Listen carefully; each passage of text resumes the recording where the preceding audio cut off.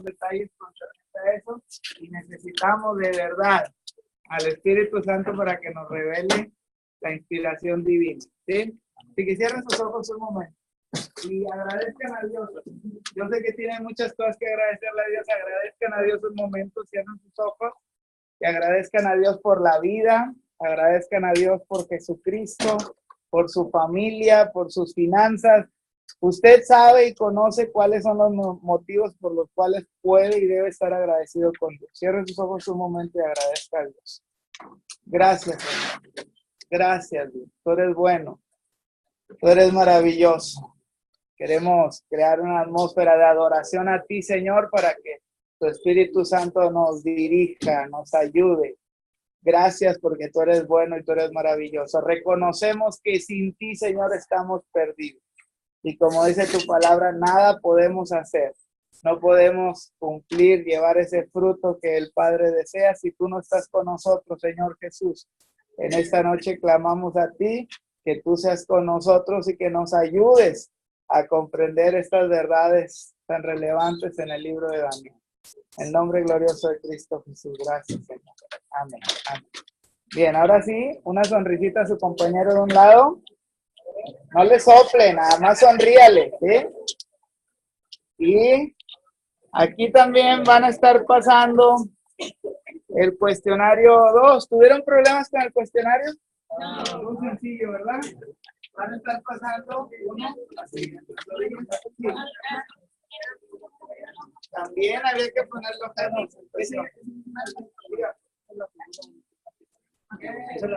más la primera hora. Bien. Ok. ¿Ya están las tareas? Pásame las tareas, los que están en las orillas de las filas. Denme su tarea, por favor. Si no la entregan ahorita, ya no la voy a recibir. ¿Sí? Gracias. Gracias. Sí. Sí. Tareas, por favor.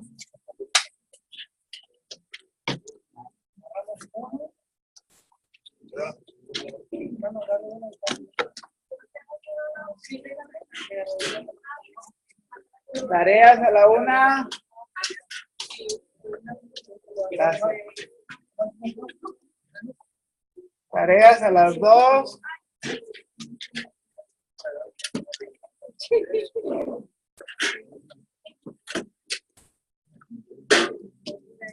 Gracias.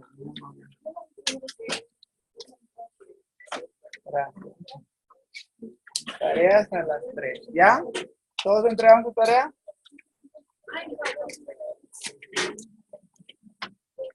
Bien.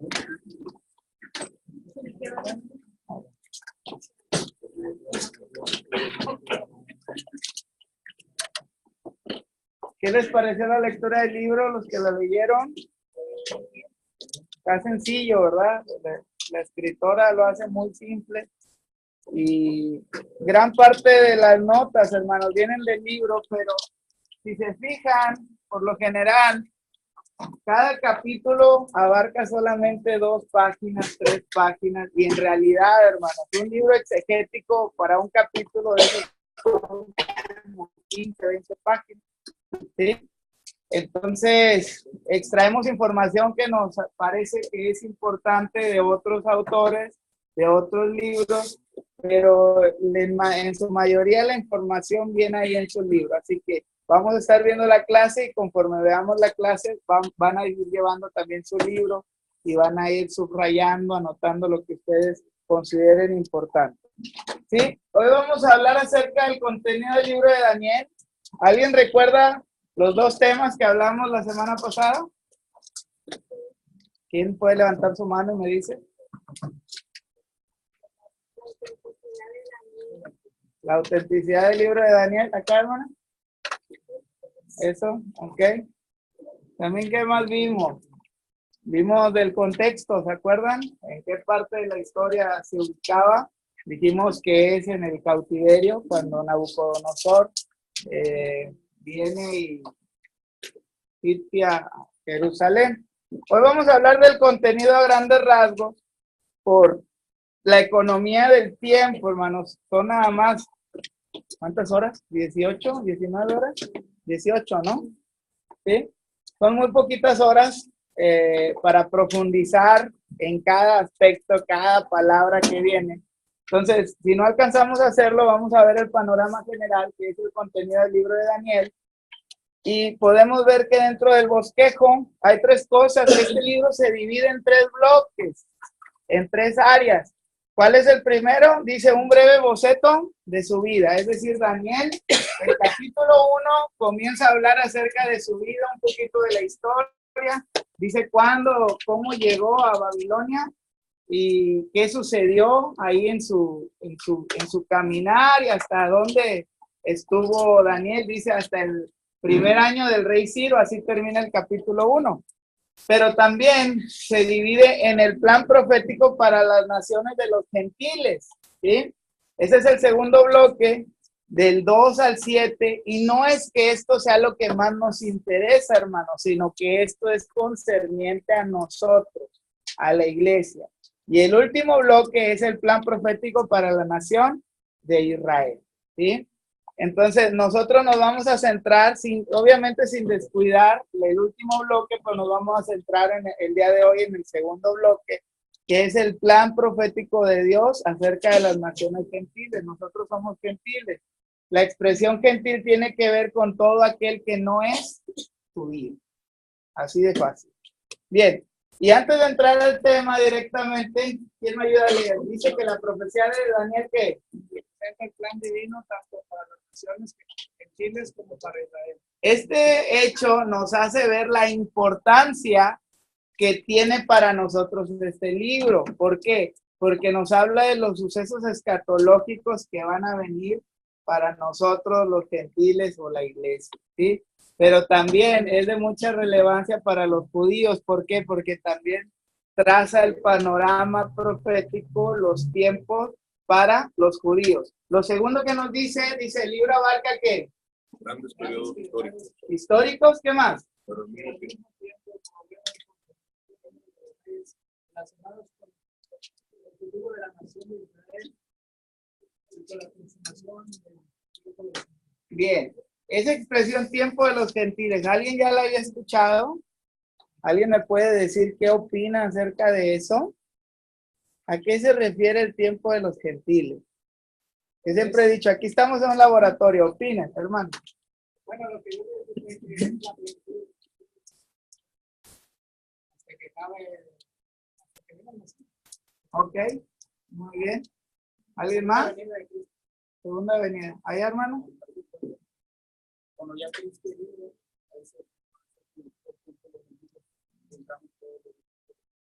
ok, cuando Cristo vino, ¿empieza el tiempo de los gentiles? Cuando la muerte de él, que van los apóstoles a los gentiles. Ok, muy bien. ¿Alguien más que quiera contradecir o decir a favor del argumento del hermano? Dice que es los son los que el Señor añade a la iglesia y termina cuando Él arrebata su iglesia. Ok. Entonces, ¿el tiempo de los gentiles inicia con la muerte de Jesucristo? No, con la adoración a las imágenes. Como que estamos confundiendo el tiempo de la gracia o el evangelio de la gracia con el tiempo de los gentiles. El tiempo de los gentiles hace una clara referencia al gobierno que tienen los gentiles, ¿sí? Sobre Israel. Por ejemplo, ustedes saben que Israel ha estado oprimida desde mucho tiempo. A este punto, cuando Babilonia es quien los tiene cautivos, ¿ya es el tiempo de los gentiles? Sí, porque ¿quién está gobernando? Los gentiles, ¿sí? Entonces, es muy diferente decir que el tiempo de los gentiles inicia con Jesucristo. No, para nada. El tiempo de los gentiles ya estaba desde antes de la encarnación de Jesucristo, porque la referencia al tiempo de los gentiles es cuando gobiernan los gentiles. ¿Cuándo se termina? Cuando regrese Jesucristo a establecer su reino milenial. Ahí ya no va a haber tiempo de los gentiles. ¿Por qué? Porque ya gobierna Jesucristo, ¿sí?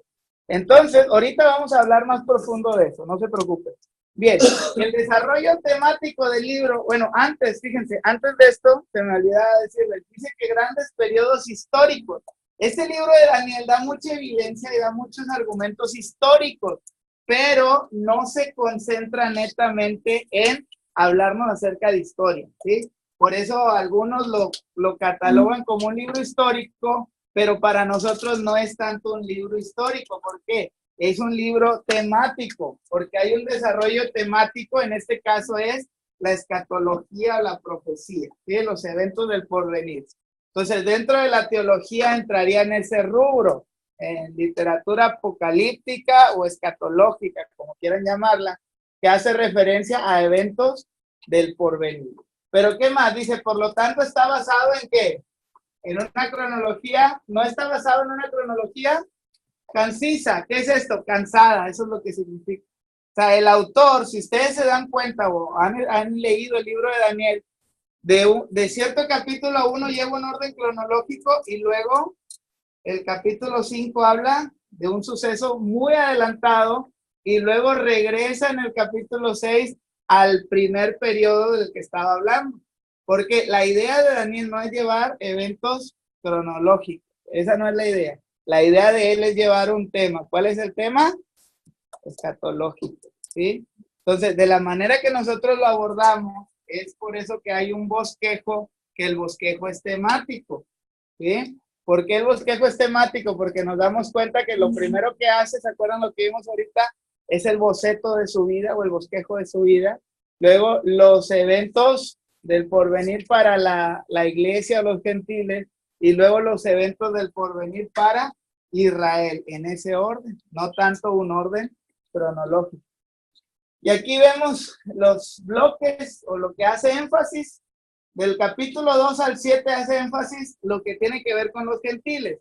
Y de los capítulos 8 al 12 hace énfasis en lo que tiene que ver acerca de Israel. Entonces podemos decir que el libro se divide en ¿cuántos? En 3 divisiones principales. Esta es pregunta de examen, ¿sí? Si yo les pregunto cuál es el bosquejo de Daniel, usted tiene que poner estas 3 divisiones, ¿sí? Es decir, su vida, los eventos escatológicos o proféticos para la nación gentil, del 2 al 8, del 2 al 7, y por último, del 8 al 12, los eventos escatológicos para Israel, ¿sí? Sencillo. Entonces, sobre esto, nosotros debemos de identificar lo número 1, que dijimos, ¿el qué? El breve boceto de su vida, ¿sí? Y es en el capítulo 1. ¿Qué nos dice esto? En el primer apartado, o primer división de este bosquejo, el profeta hace un croquis de su vida. Hace saber que, número 1, ¿qué nos hace saber? Babilonia por el rey. Esto es lo primero que nos dice de la historia, ¿sí? Que él fue cautivo por Nabucodonosor, es decir, fue esclavizado. ¿Qué más nos dice de su vida? Nos dice... Fue llevado con otros jóvenes siendo separado para una preparación especial según los deseos de Nabucodonosor. No solamente fue llevado porque sí, sino había un propósito en Nabucodonosor. ¿Cuál era el propósito? Prepararlos, enseñarlos. Y si ustedes leen el capítulo 1, ¿cuántos años tenían que prepararlos? 3 años tenían que preparar. Entonces están los 3 judíos con Daniel, bueno, los 4 jóvenes, y se les da una enseñanza especial, y ahí viene el nombre. Busquen en el capítulo 1 quién fue quien los prepara. Hay una persona que les prepara, y el rey dice, tienen que darle esta porción de comida, van a comer de la comida que yo como, del vino que yo tomo, y ellos deciden no contaminarse, ¿sí? Y dicen, danos legumbres, danos agua. Pero ¿cómo se llama este personaje? Capítulo 1, el libro de Daniel, su Biblia. A ver, ¿quién lo encuentra? No.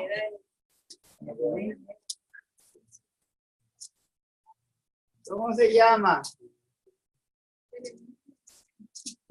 Ahí viene el nombre. ¿Cómo? ¿Sí se llamaba así o no? Díganme, no sé, ustedes busquen. Melsar, ¿Quién es? Melsar. ¿Melsar? Sí, ¿Sí Melsar. o no? Le pide y le dice, a Melsar le tocó, ¿qué le tocó? Alimentar a ellos. Haz de cuenta que, mire, como cada uno venían de diferentes lenguas, no solamente esto le pasó a los judíos, sino había de todos los lugares donde Nabucodonosor había conquistado. Entonces puso a alguien que conociera la lengua hebrea, y no solamente eso, sino que les enseñara en qué, en toda ciencia, en todo conocimiento, en letras, para el cabo de 3 años ellos fueran parte de aquellas personas sabias. Ahora, ¿de qué linaje era Daniel y Ananías, Misael y Azarías? ¿De qué linaje eran? Si ya leían el capítulo 1, me tienen que decir de qué linaje eran. Dice que eran de los príncipes. Dice que tenían que ser hermosos, bien educados, porque ellos iban a ser parte del gabinete del rey, de los magos o de los caldeos o de los sabios del rey.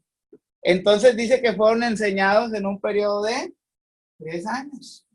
Pero no solamente se nos dice eso de Daniel, sino también nos dice que como parte de su preparación tenían que comer alimentos inmundos. ¿Pero qué hace Daniel aquí? ¿Y esto qué nos hace ver? Que Dios le prosperó en aquel lugar, en aquel ambiente pagano.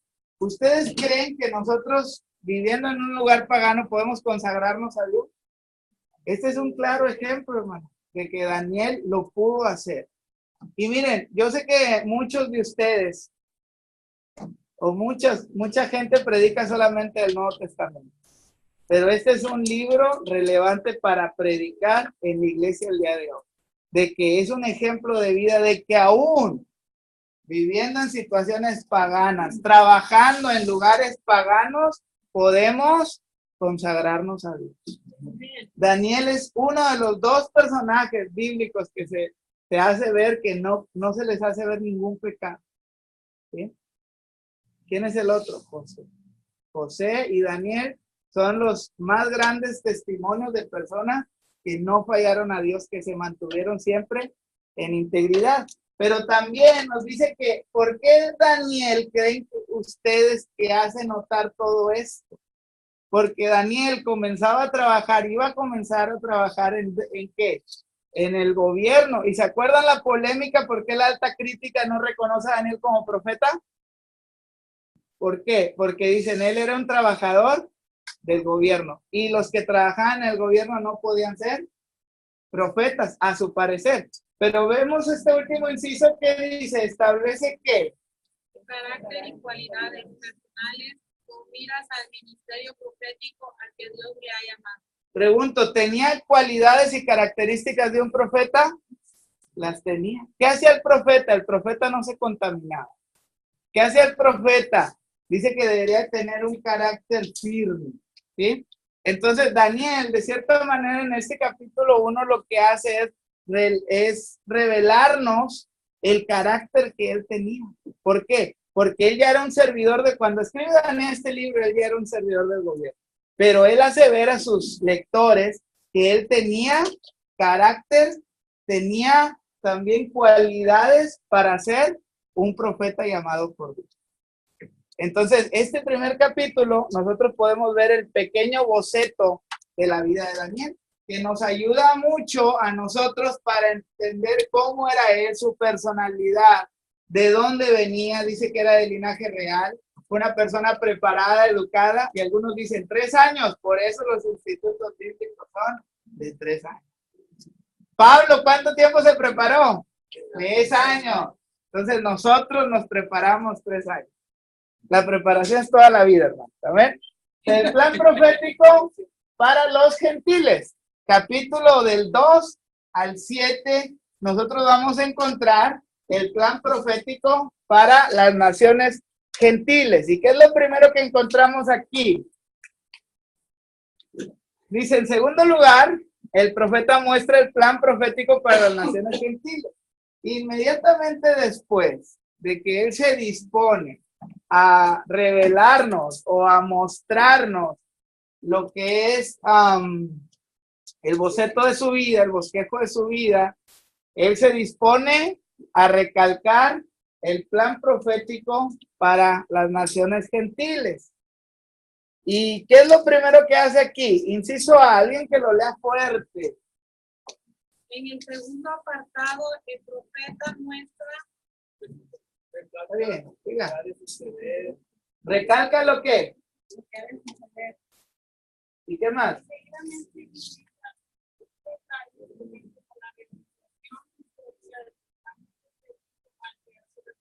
Bien, lo primero que hace es comienza a dar muchos detalles. El capítulo 2. Ustedes ya leyeron el capítulo 2, hace muchos detalles sobre los imperios que van a gobernar, ¿sí? Sobre el plan profético que Dios tiene establecido para los gentiles. Y nosotros, hermanos, vamos incluidos en ese plan. Ahorita el día de hoy ese es el tema que vamos a tocar. Y también nos dice, inciso B, Dios dio a conocer dicho plan a través de ¿qué? Del sueño que tuvo Nabucodonosor. Aquí vemos el capítulo 2. ¿Alguien me puede decir cuál fue su sueño? ¿Cuáles fueron las condiciones dentro de ese sueño? Las condiciones fueron no reveladas. Ok.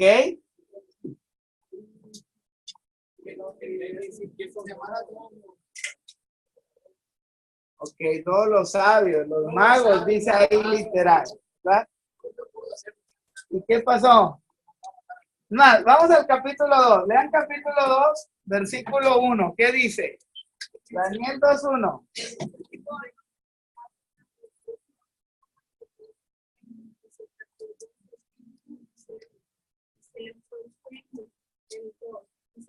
Hizo llamar el rey a magos, astrólogos, encantadores y caldeos para que le explicasen sus sueños. Vinieron pues y se presentaron delante del rey, y el rey les dijo: he tenido un sueño y mi espíritu se ha turbado por saber el sueño. Entonces hablaron los caldeos al rey en lengua aramea: rey, para siempre vive, di el sueño de tus siervos y te mostraremos la interpretación. Bien, hasta ahí. Mire, y aquí vamos a encontrarnos con lo que algunos llaman contradicción, porque ¿en qué número de reinado era Nabucodonosor? Segundo. ¿Y cuántos años se tuvieron que preparar? Entonces, ¿por qué les manda llamar? Supuestamente ya había finalizado su preparación, ¿y por qué les manda llamar a Daniel y a sus amigos? ¿Se acuerdan lo que dijimos la primera clase? El primer año era el año de inauguración. Entonces, bajo nuestro contexto sería el tercer año de Nabucodonosor, ¿sí? Entonces, esta misma porción nos hace ver que es un argumento sólido, un argumento histórico y argumento fuerte. Y aquí vemos que no dice un sueño. ¿Qué dice ahí? Tuvo sueños. La expresión es plural. ¿Sí? Estos sueños, no crean que era una vez un sueño que tuvo Nabucodonosor y ya. Esta expresión sueño nos hace ver que fueron constantemente, a tal grado que ¿qué pasó con Nabucodonosor? Se le fue el sueño y dice, ¿qué expresión dice ahí? Se perturbó, ¿sí? Se golpeó. Una traducción dice, esto fue un golpe, a tal grado que él ya no sabía qué hacer. ¿Por qué? ¿Se acuerdan? Una de las lagunas que venía ahí dice que los sueños eran mensajes, en ese tiempo eran considerados mensajes que venían de parte de los dioses. Entonces, algo interesante es que Nabucodonosor, dentro de su cultura, de su ideología, él pensaba que Dios estaba comunicando con él, que uno de sus dioses estaba comunicando con él. Pero dentro de esa fatiga, de ese cansancio, él estaba harto de, ¿cómo lo podremos decir? De la falsificación que había de los sabios o de los magos. ¿Por qué? ¿Qué les dijeron los magos? Díganme. Que les dijera el sueño, si no, porque no había nadie que se los pudiera interpretar si no les decía el sueño primero. Y Nabucodonosor dice, se me ha olvidado el sueño. No sé qué soñé. ¿Sí? No sé qué soñé. Y una impresión importante es que ellos dicen, es que si no nos dices el sueño, no podemos revelarte o darte interpretación. ¿Sí? Y llegaron a decir, no hay nadie que lo pueda hacer. Solamente lo pueden hacer los dioses. Y ellos no están en carne. Así que nadie te puede dar esa revelación. Pero que enojado, ¿qué le dice Nabucodonosor? Se enoja y les dice, es que si yo se los digo, ustedes se van a poner de acuerdo y van a dar la interpretación que ustedes quieren darle. Esto hace ver que ese sueño o esos sueños no eran sueños comunes. Habían atormentado por mucho tiempo a Nabucodonosor a tal grado que él estaba decidido en que hubiera alguien que se lo interpretara porque él consideraba que era un mensaje de parte de Dios. Y en esto podemos ver que lo que hace Nabucodonosor es lanza un edicto que nadie de los sabios va a sobrevivir si no le interpretan este sueño y se lo dan a conocer. Bueno, todo eso lo encontramos en el capítulo 2 de Daniel. Luego, en el capítulo 3, ¿qué se presenta? Se presenta un ejemplo de cómo el hombre ha desafiado a Dios. Nabucodonosor establece un sistema falso de adoración. Los últimos capítulos, los últimos versículos del capítulo 2 dicen que Nabucodonosor reconoce a Dios, ¿sí? Y lo reconoce de la manera trinitaria. Ahora les voy a explicar de qué manera es eso. Lo reconoce como Padre, como Hijo y como Espíritu Santo de una manera muy implícita, lo vamos a encontrar. Pero vemos que para el capítulo 3, ¿qué sucede?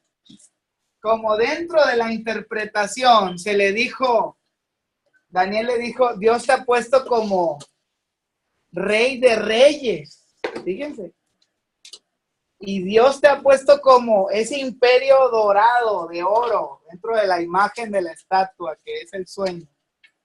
Aparentemente esto, lejos de causarle que Nabucodonosor adorara a Dios, se hizo soberbio, a tal grado que dijo, yo voy a levantar una imagen. Y esta imagen medía muchos metros de altura y medía 2.5 metros de anchura, aproximadamente 27 metros de altura y 2.5 de anchura. Ya se imaginarán de qué tamaño estaba. ¿Y de qué material creen que era? De oro. ¿Por qué? Porque su imperio era de oro. Y en este capítulo encontramos que Nabucodonosor insiste en que es necesario que al sonido de flauta, de címbalo, de bocina, de todo instrumento, la gente tenía que inclinarse, tenía que adorar. Y dentro de esto encontramos un suceso que gobierna en el corazón del hombre, que es la envidia. Y vemos algunos acusadores caldeos que acusan por insubordinación ¿a quién? A los llamados Sadrach, Mesach y Abednego. A Daniel aquí no lo acusan. Es Ananías, Azarías y Misael los que son acusados, que en el capítulo anterior, al Daniel ser exaltado y ser puesto como jefe y gobernador, él pide a Nabucodonosor que sus 3 amigos sean puestos en las provincias como jefes, como gobernadores. A lo que el rey accede. ¿Y qué sucede al acceder? Pues obviamente fueron actos o fueron sucesos que provocaron la envidia de los que estaban en las provincias. Entonces, en este capítulo vemos no solamente el sistema falso de adoración, sino que también vemos la envidia que gobierna en el corazón del hombre. ¿Y qué más encontramos? En los últimos capítulos de este apartado, que es 4, 5, 6 y 7, Daniel, ¿qué presenta? algunos acontecimientos y situaciones que ocurrirían en la realización del plan de Dios para con los gentiles. ¿Qué acontecimientos? Aquí hay 3 muy enmarcados. Dice, menciona que Dios juzgará la arrogancia de los gentiles. Vaya a su Biblia. ¿Qué habla el capítulo 4 de Daniel?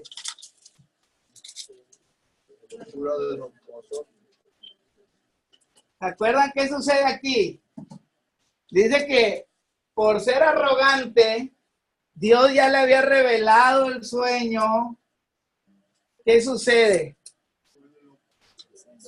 Una humillación. Hermanos, a los soberbios, ¿qué dice el texto?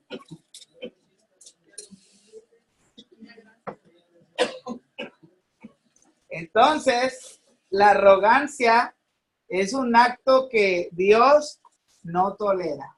La altivez, Dios no la tolera. Porque al principio les decía, hermanos, den gracias a Dios.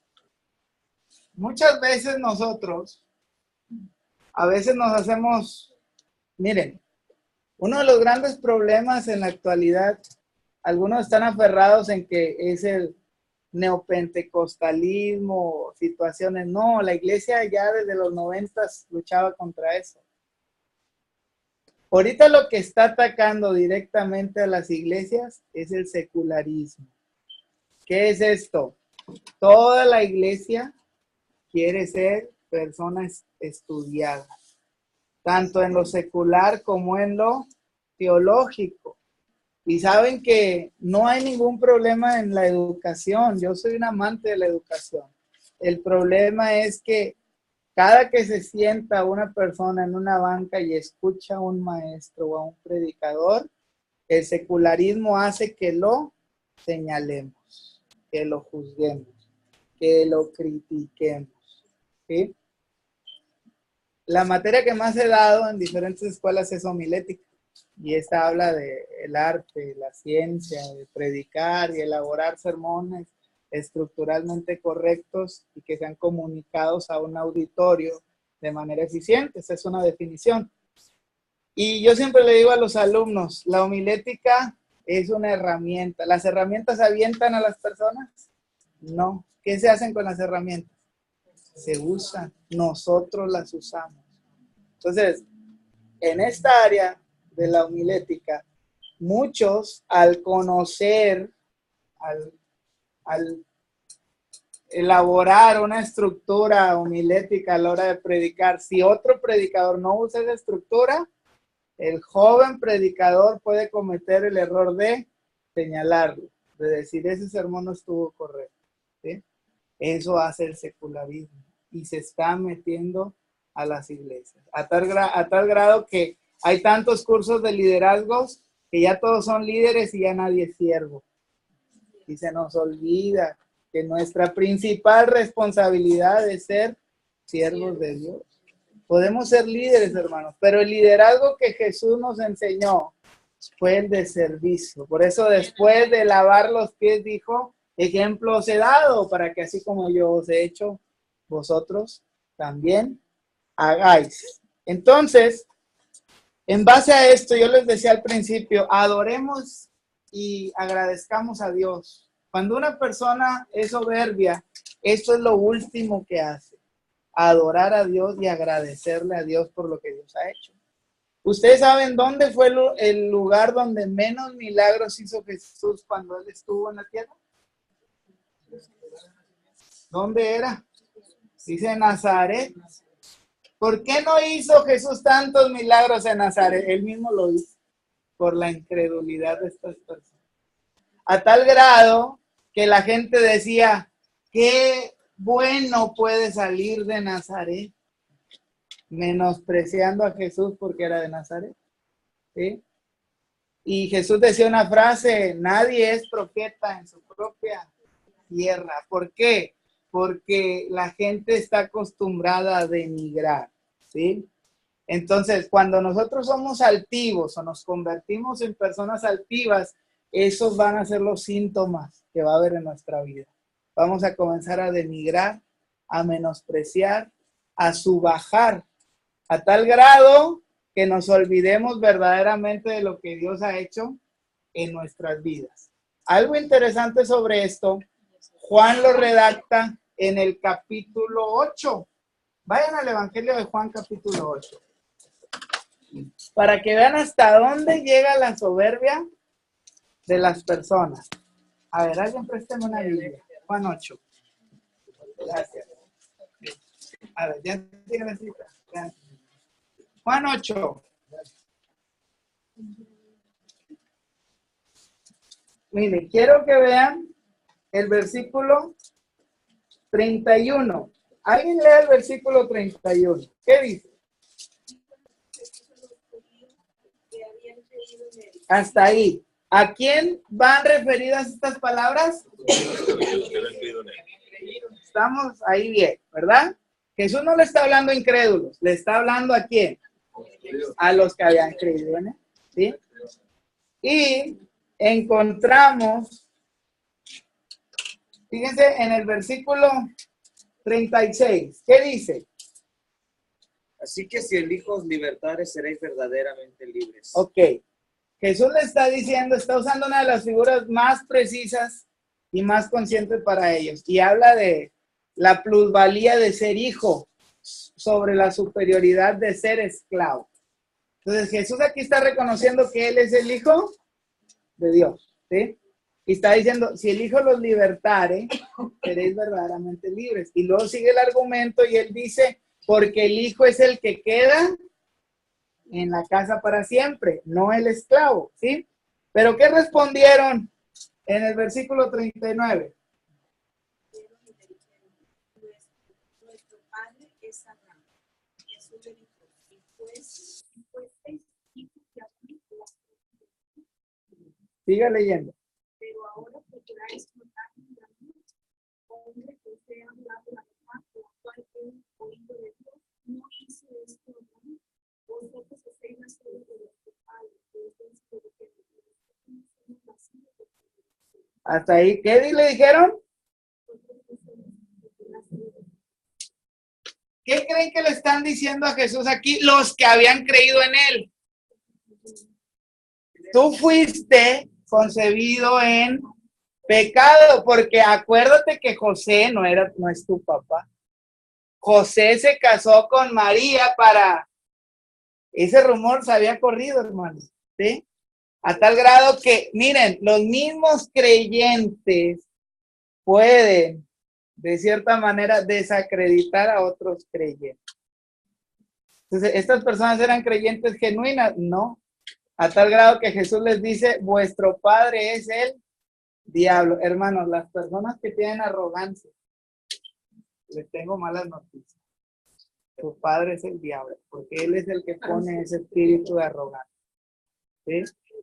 Entonces, yo no sé cuál es la vida que ustedes lleven, hermanos, si alguna vez han sufrido una desacreditación. Jesús mismo lo desacredita. Puede que los hayan desacreditado por no venir de una familia cristiana, por ser jóvenes, algunos por ya ser ancianos, o algunos, no va a graduar del instituto. Hermanos, ustedes pueden hacerlo en el nombre de Cristo Jesús. ¿Sí? Pero nunca dejen que una persona soberbia haga esto con ustedes. No le crean. Esas personas son hijas del diablo. ¿Sí? Con mucho respeto lo digo. La palabra lo dice. Entonces vemos que lo primero que menciona, ya se pone jugoso esto, ¿no? Capítulos 4 y 5 hablan de la arrogancia de los gentiles, pero no solamente esto, sino también se menciona que Dios juzgará ¿a quién? La envidia de los gentiles. ¿Qué pasó en el capítulo 6? Daniel, ¿dónde lo envían? Al foso de los leones. ¿Por qué lo enviaron a Daniel ahí? Por el mismo motivo que quisieron hacer con Sadrach, Mesach y Abednego, porque había envidia en el corazón de las personas. Hermanos, pregunto yo, ¿Daniel será un libro relevante para predicar el día de hoy? Entonces, hay muchas personas que se han dejado ir por la envidia y envidian lo que no es ni siquiera de la otra persona, porque el ministerio proviene de Dios, hermano. Entonces, tengamos mucho cuidado en decir, yo quiero ser como aquel, yo quiero hacer lo que hace. Cada uno de nosotros puede recibir dones diferentes y manifestaciones diferentes, un llamado diferente. Anhelemos, hermanos, buscar la presencia de Dios, que ese sea nuestro deseo, y no codiciar, no envidiar ni a las personas ni los objetos materiales. Aquí vemos que cuando las personas son objeto de la envidia de otros, Dios, ¿qué hace? Dios permanece fiel. A tal grado que, miren, Daniel yo creo que durmió bien tranquilo ese día. Y al siguiente día, como si nada hubiera pasado. ¿Y qué pasó sobre las otras personas? Recibieron una condenación. ¿Sí? Hubo favor delante del rey a los ojos de Daniel. Bien, ¿qué vemos también? Se menciona que Dios juzgará la bestialidad de los gentiles. Y aquí viene una de las visiones más importantes, hermanos, que esta se tiene que ver junto con la visión de la estatua, porque se presentan 4 bestias. ¿Cuál es la primera bestia? Vayan, miren, vayan ahí a su libro, al capítulo 7, y ahí va a estar. ¿Sí? El león con alas de águila. Y esto representa al rey de las bestias y el rey de las aves, ¿sí? Y tiene que ver con Nabucodonosor. La segunda bestia, esto hace referencia a los medos persas y dice a los sanguinarios que eran. Ellos no ganaban sus victorias con estrategias, sino la ganaban con violencia. La tercera bestia es, y dice que tiene 4 cabezas y tiene también 4 alas. Habla del progreso, las alas representan el progreso, pero esto se refiere al gran imperio de Grecia que comandaba Alejandro el Grande, que a la postre se dividiría en 4. Y ahí está Egipto, Siria, ¿quién más? ¿Sí viene ahí? ¿No viene? Asia Menor.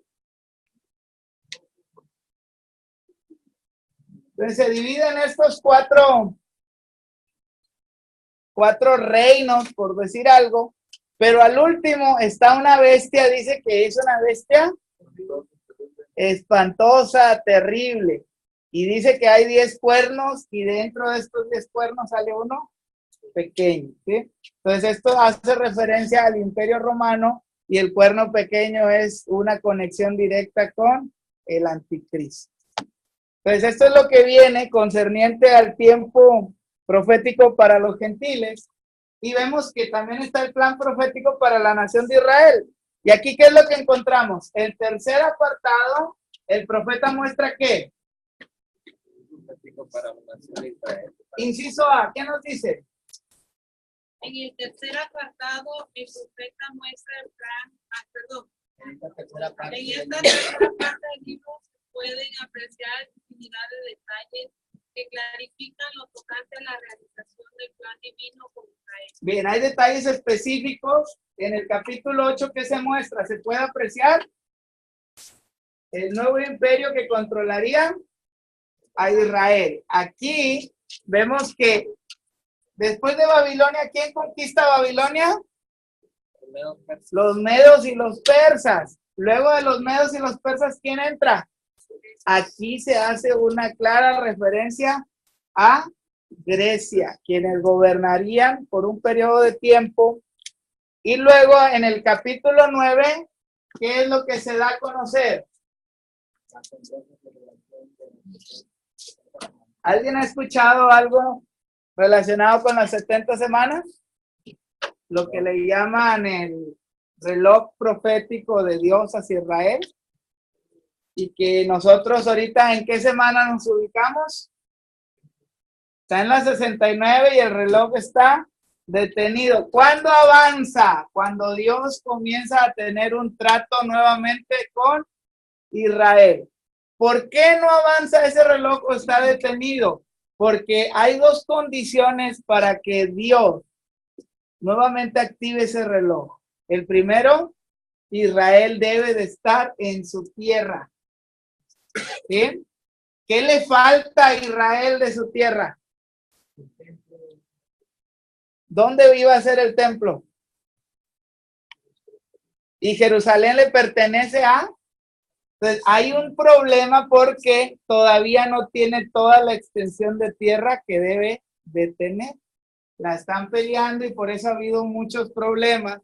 Entonces, ese es el primer preámbulo para que nuevamente se active el reloj escatológico relacionado al pueblo de Israel. El segundo es que tienen que estar bajo la dirección de Dios. Por eso nosotros encontramos que en muchos periodos de tiempo no se seguía ese reloj porque el pueblo hacía prácticas contrarias a Dios. Entonces vemos que en este capítulo 9 que cuando Cristo retorne, lo que es el arrebatamiento de la iglesia, comenzará el preámbulo de la última semana, que son 7 años, 3 años y medio de paz y 3 años y medio de bestialidad. Va a haber matanzas y aquí es donde ya entra lo que habla Apocalipsis, todos los sucesos que simultáneamente van a ver en el cielo, las bodas del Cordero. ¿Cuánto duran las bodas del Cordero? 7 años, porque la tradición judía eran 7 días. ¿Sí? Una boda duraba una semana. Entonces, el simbolismo es que va a durar 7 años y posteriormente Jesucristo retornará a establecer su reino milenial. ¿Sí? Entonces, son sucesos de la última semana. Y vemos que de los capítulos 10 al 12, ¿qué sucede? Daniel se dispone a dar especificaciones y detalles tocante a los conflictos que surgirán, pero deja ver que el Mesías traerá la victoria cuando regrese en poder y gloria. Comienza a ver todas las catástrofes que van a suceder durante el tiempo de los gentiles. Dijimos, el tiempo de los gentiles es cuando los gentiles están al mando. ¿Cuándo termina esto? Cuando dice esto, el Mesías retornará y traerá una victoria. Cuando venga el Mesías, que no es el arrebatamiento de la iglesia, sino cuando venga, y hay una pequeña confusión aquí porque Apocalipsis dice que todo ojo le verá, ¿sí? Comienza hablando Apocalipsis que todo ojo le verá, pero aquí no hace referencia al arrebatamiento. El arrebatamiento, Pablo lo muestra y dice que Jesús no toca el suelo, sino que en el cielo, en el aire, en las nubes, nos vamos a encontrar con él, ¿sí? Pero cuando dice todo ojo le verá, hace una referencia a la manifestación en gloria, que es cuando Cristo, ya después de esos 7 años de las bodas del Cordero, viene y establece su reino milenario, ¿sí? Entonces, conclusión. Ya para entrar al receso, dice, el libro de Daniel pone de manifiesto cómo el Dios soberano se propone establecer su soberanía sobre la tierra. ¿Y qué dice?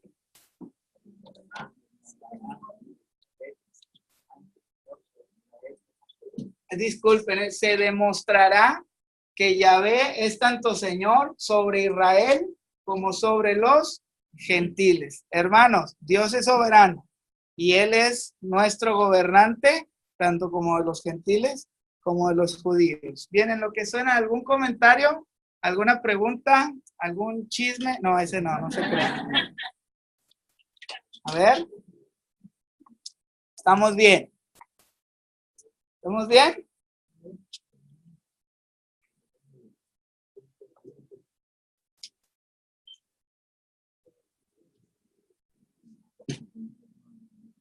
¿Dónde va la lista?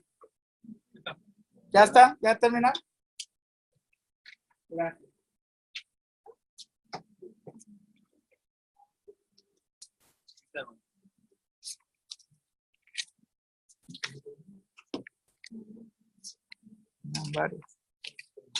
Bien.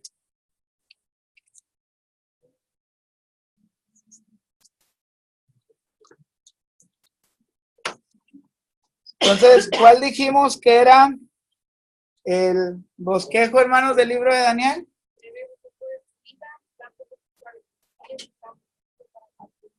Ok, muy bien. Dentro del plan profético para los gentiles, ¿qué cosas se van a juzgar? ¿Qué es lo que Dios va a juzgar, hermano? Hablamos de 3 cosas, ¿se acuerdan? La arrogancia de los gentiles, la envidia Bestialidad, ¿sí? Cuando dice bestialidad, hace referencia a todas las imágenes. Miren, incluso en su libro, en la parte de atrás de su libro, es en la página 173. Ahorita lo vamos a ver. Ahí vienen los 4 apartados. ¿Sí? Vienen los 4 apartados y los desgloses. Y el libro, hermanos, como cualquier otro libro, contiene un error. Vayan al capítulo 2, de ahí de su libro. Van a encontrar el desglose. Van a encontrar el desglose de los poderes y hay un error. Ahorita cuando regresemos, si alguien lo identifica, lo puede corregir. Si no, ahorita lo comentamos. Bien. Dios les bendiga, hermanos. El equipo.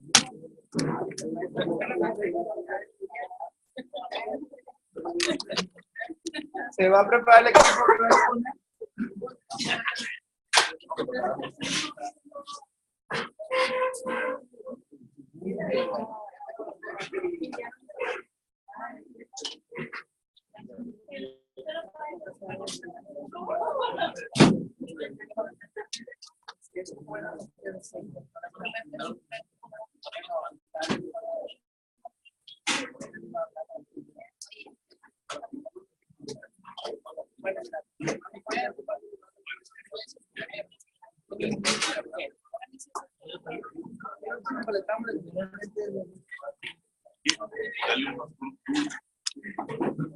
Bien, muy bien. Necesito que me hagan una lista con las personas que participaron. ¿Cuánto le daremos? Bien. ¿Cuánto? Bien. Que el público diga. ¿Qué dice el público? ¿Cuánto? ¿Bien? ¿Bien?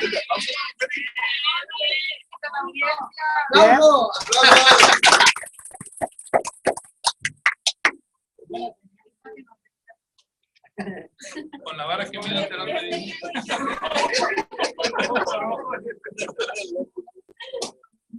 un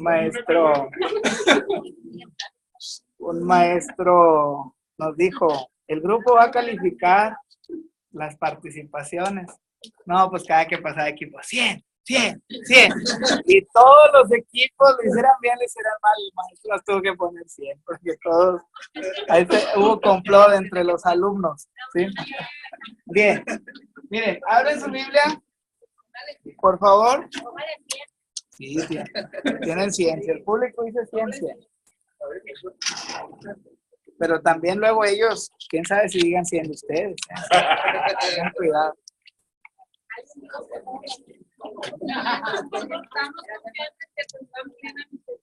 Bien. Miren, ya algunas personas me están diciendo los textos de oro. El primer texto, ¿cuál cita fue? ¿Recuerdan?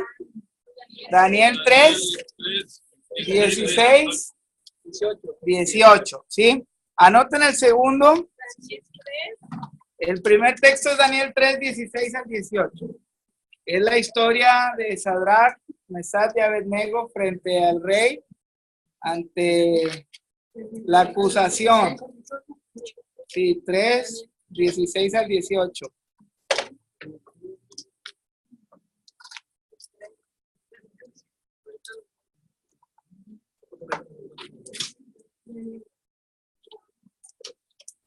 El segundo está en Daniel, capítulo 9, versículo 4 y 5.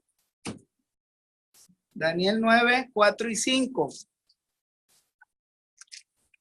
El tercero, regalado, Apocalipsis, capítulo 1, versículo 8. 1, 8. El cuarto es Apocalipsis capítulo 5, versículo 3 y 4. capítulo 5, versículos 3 y 4. ¿Sí? Es el capítulo, el cuarto. Y el quinto, Apocalipsis 19, versículo 11. También está sencillo. 19, 11. Cuando habla del jinete del caballo blanco.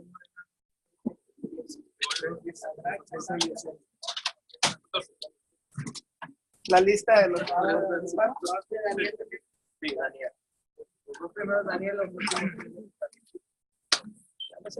Ok, bien. Vamos a iniciar con la lección número 4 y ya vimos sobre el bosquejo, hermanos. Entonces no vamos a ver el bosquejo sobre la vida de Daniel, que es el capítulo 1. Entonces vamos a hacer la transición al segundo bloque, que es el plan profético tocante a las naciones gentiles, ¿sí? Vamos a tratar de examinar, aunque sea los primeros 3 capítulos, y vemos que el bosquejo, lo que queremos ver el día de hoy, es el capítulo 2 y el capítulo 3. Y en el capítulo 2, ¿qué dice? El sueño de Nabucodonosor, ¿y qué dice? Y el capítulo 3, su soberbia. Bien, sobre esto hay que analizar primero que, en resumen, esta segunda parte del libro de Daniel enfoca el espacio de tiempo referido por el Señor Jesús en Lucas 21-24. Abran su Biblia en Lucas y aquí vamos a profundizar en esa expresión, que había dudas al inicio de la clase. Lucas 21-24. ¿Cómo le llama Jesús ahí al tiempo? ¿Qué dice Lucas 21-24?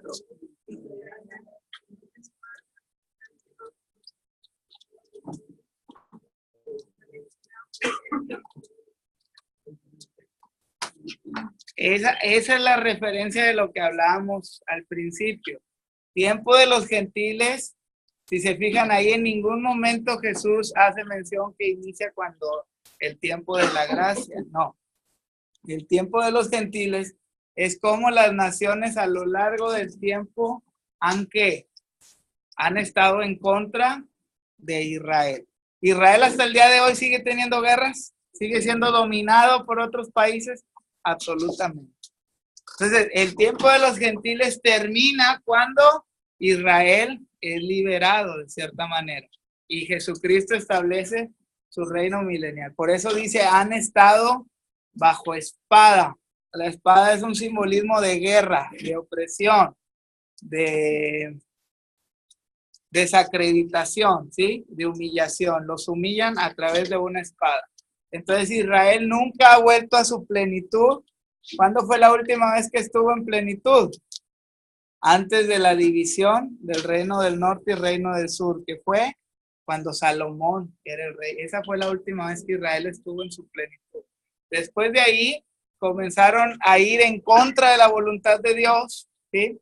Después de ahí comenzaron lo que habíamos hablado, la división del reino, y los asirios vinieron y conquistaron al reino del norte, que eran 10 tribus, y Babilonia vino y conquistó a todos, incluyendo a Judá, que eran las 2 tribus. ¿Se acuerdan cuáles eran las 2 tribus? Benjamín y Judá, ¿sí? Entonces, al ser cautivos aquí, desde ahí, Israel jamás volvió a ser libre, ¿sí? Desde ahí siempre hubo opresión. Y aquí es donde inicia lo que decían la estatua, los 4 gobiernos dominantes. Primero fue Babilonia, luego fueron los medos y los persas, luego Alejandro el Grande, que es Grecia, luego Roma, y luego dice, y los 10 reinos que se van a dividir, ¿sí? Algunos que estudian la escatología dicen que esos reinos son las 10 potencias máximas que hay, y son los que conforman la Unión Europea, incluyendo a esos Estados Unidos. Entonces ellos dicen que hay 10 potencias. Pero todo esto son deducciones de hombre, no es netamente que la Biblia lo diga. Entonces, los que se dedican a esto, a estudiar la escatología profundamente, siempre sacan deducciones y siempre dicen, el anticristo es el papa.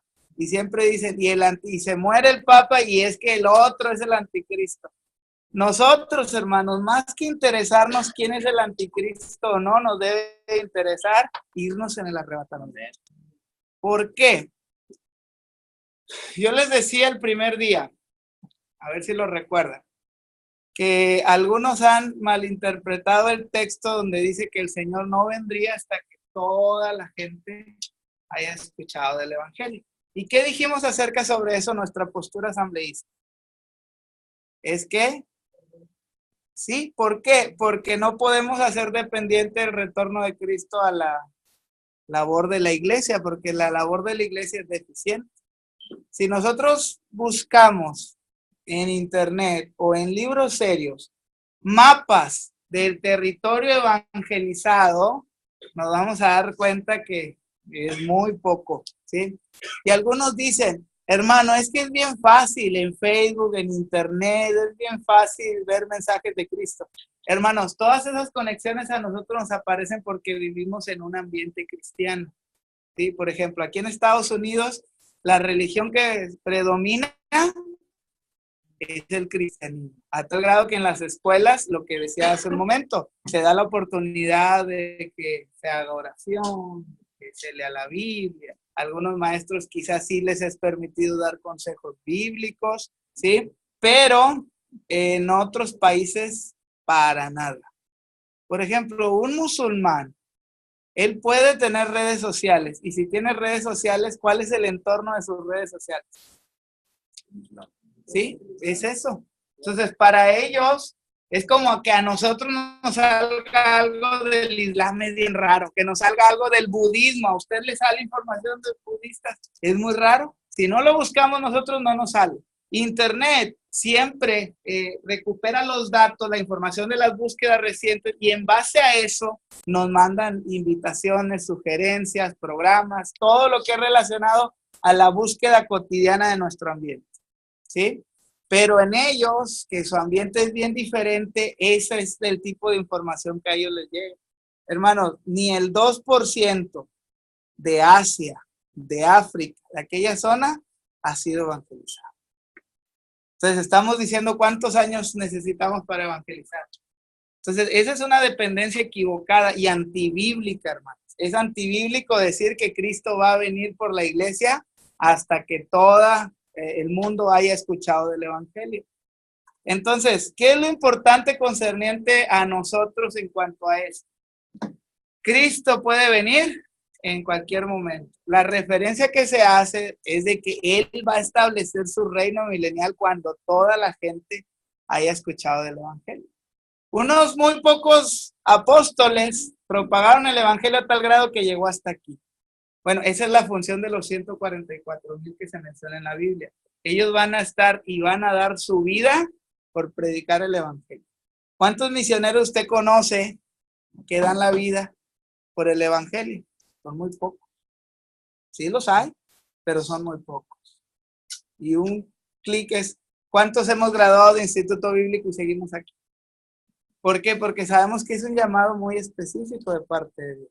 Entonces, en relación a eso, es necesario que nosotros dependamos del arrebatamiento. ¿De qué manera? Siendo esa iglesia, dice, sin mancha y sin arruga, que va a irse con el Señor. Entonces, en base a eso, hermanos, nosotros debemos de ser muy cuidadosos de mantener una vida consagrada al Señor. ¿Por qué? Porque Él puede venir en cualquier momento. Y el detalle de esto es que muchos se atreven a decir, es que sí va a haber salvación después del arrebatamiento. ¿Se han hecho esa pregunta?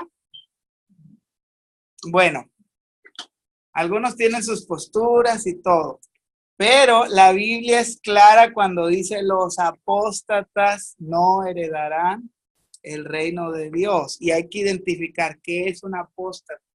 Un apóstata es aquel que ha negado la fe o ha abandonado la fe. Entonces, ¿quiénes han abandonado la fe o quiénes han negado la fe? todo aquel que escuchó el evangelio y no lo recibió, ¿sí? Entonces, en nuestro continente, en nuestra zona, sí, prácticamente nuestro continente, más del 50% ha sido alcanzado. ¿Por qué? Por la influencia de redes sociales y todo eso. Entonces, es muy difícil, hermanos, que alguien de nuestro continente se salve después o busque la salvación después del arrebatamiento. ¿Por qué? Porque aquí el evangelio ha sido propagado a más no poder. Entonces, ¿quiénes son los apóstatas? ¿Aquel que rechaza el mensaje de Dios o aquel que un día lo conoció y abandonó su fe? ¿De qué manera? Como lo dice Santiago, a través de sus obras. Santiago y Pablo aparentemente tienen una contradicción, usted la ha notado. Pablo dice, por gracia sois salvos por medio de la fe, Efesios 2, 8 y 9. Y Santiago, desde el capítulo 1, dice, muéstrame tu fe y yo te mostraré mis obras. La fe sin obras es muerta en sí misma. Entonces, aparentemente hay una contradicción, pero no lo hay, hermanos. Pablo está hablando de que la salvación se recibe por la fe y no radica en la fe misma de creer, sino en la fe en el sacrificio de Cristo. Entonces, ¿qué es lo que nos salva? No nos salva la fe, nos salva el sacrificio de Cristo, creer en el sacrificio de Cristo. Y Santiago dice, y esa fe o esa creencia debe de demostrarse a través de una manera de vivir diferente, a lo que Pablo le llama olvidarse de lo que es la carne y comenzar a vivir por el fruto del Espíritu.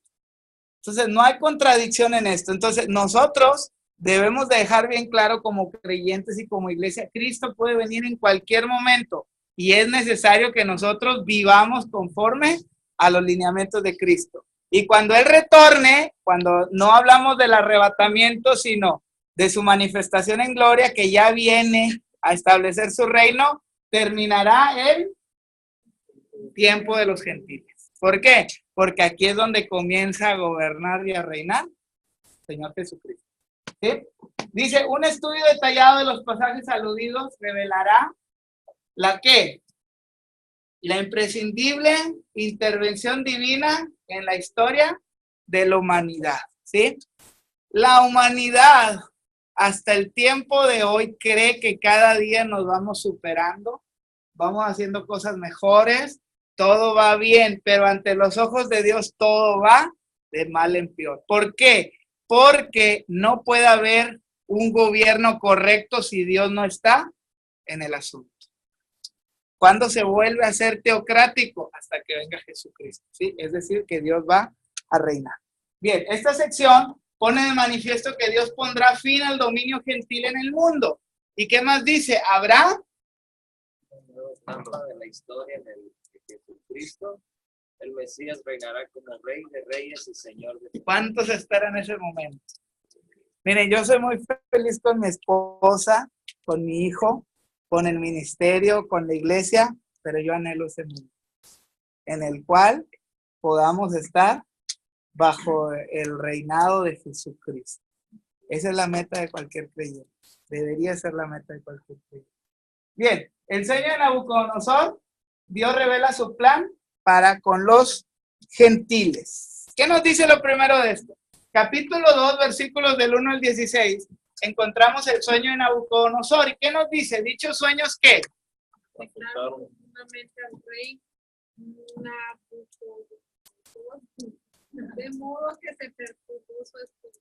Eso es lo que mencionábamos hace un momento. Lo primero que dice acerca de estos sueños es que esos sueños perturbaron su espíritu, le golpearon, hubo ansiedad.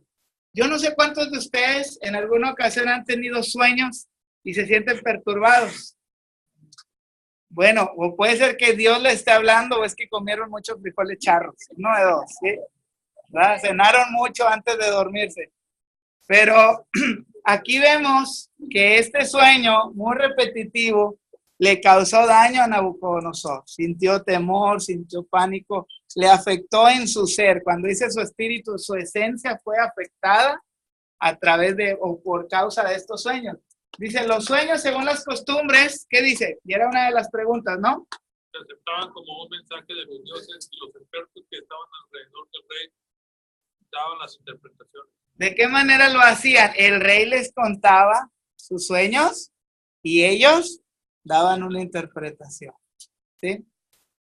Hay que tener mucho cuidado con los sueños. Miren, Dios se sigue manifestando a través de tres maneras básicas, lo concerniente a la profecía. A los profetas lo que enseñaban. Había teofanías, cristofanías, visiones y sueños. ¿Cuál es la diferencia entre una visión y un sueño? ¿Alguien sabe? ¿Puede identificarla? ¿Estricta de la expresión, hermano? ¿No? ¿No levantó la mano? No. ¿Sí? Ok, ¿cómo? Ok. La visión. ¿Y el sueño? Dormido. Sí, va. Está dormido. Pues mire, muchos le meten mucha ciencia, hermanos, pero eso es la realidad, ¿sí? La visión era un éxtasis despierto donde la persona estaba consciente totalmente y podía ver todo. Entraba en un tipo trance, frenesí, le llaman en el Antiguo Testamento. Y el sueño era cuando la persona estaba dormida. Y a través, por ejemplo, ¿y qué es la diferencia entre una cristofanía y una teofanía? Bueno, teofanía era la visión de la aparición de Dios. Por ejemplo, cuando Moisés estuvo con el encuentro con la zarza, eso fue una teofanía, una manifestación de parte de Dios. Y cuando dice el ángel de Jehová, esto es una cristofanía. Nabucodonosor tuvo una cristofanía. ¿Cuándo? Cuando vio, dice, hay 4 y hay uno que tiene la figura como los dioses. Entonces, aquí se alude o se hace una interpretación directa que era la preencarnación de Cristo. Y hay varias citas en el Antiguo Testamento que vemos este caso. Esa es una cristofanía, ¿sí? Bien, sobre esto vemos que las personas tenían que dar una interpretación y hay que tener, yo decía, mucho cuidado sobre esto, hermanos, porque a veces nos hacemos muy místicos, ¿sí? Dios sigue manifestándose de esa manera, pero hay que tener cuidado con hacernos muy místicos y cada sueño que tenemos queremos que haya una revelación de parte de Dios. Y el problema es que se lo contamos a un amigo y el amigo ahí como que lo inventa y no sabe nada y nosotros nos casamos con esa idea porque nos dijo, ¿sí? Entonces hay que tener mucho cuidado. Si nosotros queremos la revelación de los sueños, haga lo que hizo Daniel. Daniel, ¿qué hacía? Oraba y profundizaba en oración. Uno de los textos de oro es esto, ¿sí? El segundo de Daniel dice que él oraba y pedía la revelación de Dios porque no entendía los sucesos que Dios le mostraba. Y Dios le revelaba la interpretación. Entonces, más que acudir a alguien con mucho respeto, siempre es bueno hablar con los pastores, con sus líderes, pero nosotros acudamos a Dios. Y si aún acudiendo a Dios hay confusión, vamos con los pastores.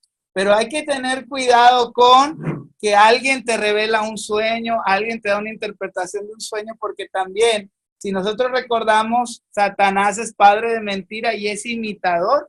Y lo vemos en la escatología, también Satanás se divide en 3, imitando la Trinidad de Dios, porque así es Satanás.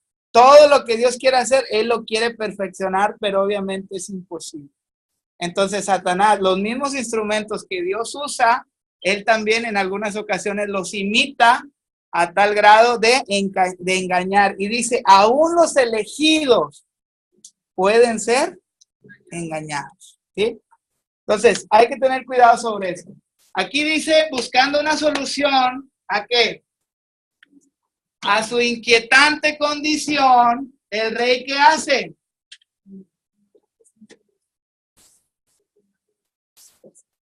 Él creía que este grupo de personas a los cuales ya habían recibido capacitación, eran sabios, tenían conocimientos de la astrología, conocimientos de las cosas divinas. Entonces, él los manda a llamar y dice, la palabra magos que se usa aquí, ¿qué dice?